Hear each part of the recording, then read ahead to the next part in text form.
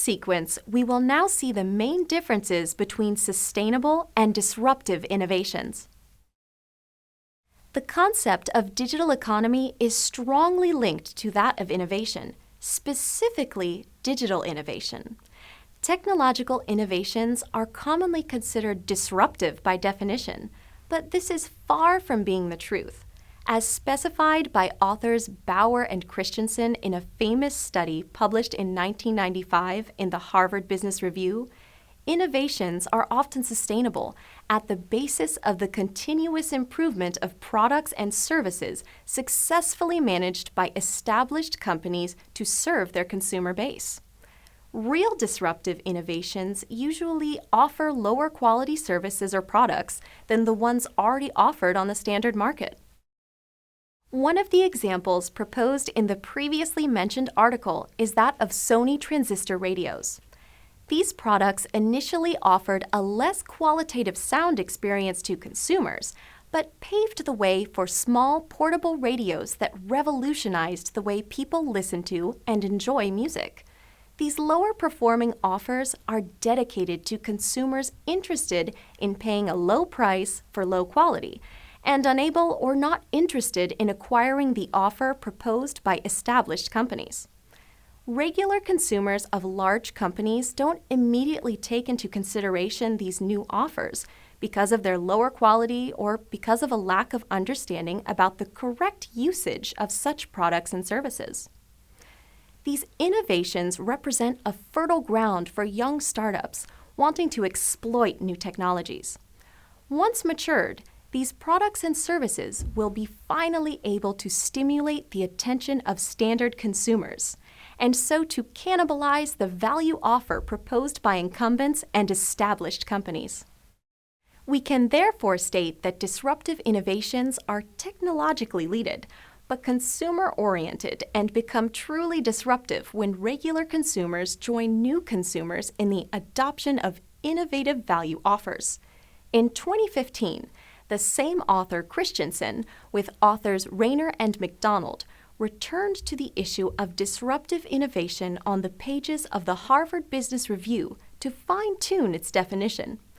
In the article, the authors propose the example of Uber, which is often presented as a disruptive innovation company, but which is actually based on a sustaining innovation.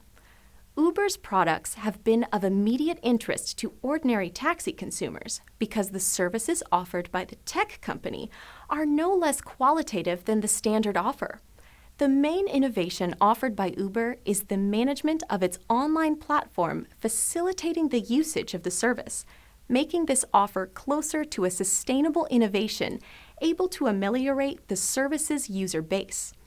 The definition of disruptive products and services is complex, and the recognition of sustainable innovation is not of less importance. The correct recognition of the new technologies at the basis of innovation processes and which are able to shake up entire industries remains fundamental. Uber is an example that not all startups are based on disruptive innovations. Sustainable innovations can be interesting for startups too. In many cases, these young companies with their particular business models become applicable for the stock markets. This is the case of unicorns, startups not yet on the stock markets that have reached a valuation exceeding $1 billion. Uber has been a valuable unicorn before its IPO, initial public offering, on the stock exchange in 2019. For an overview of the most valuable unicorns at the moment, see the Wall Street Journal The Billion Dollar Startup Club. Most of the companies part of the list are organizing their business models around sustainable or disruptive innovations, mostly based on new digital technologies. But what exactly is a startup?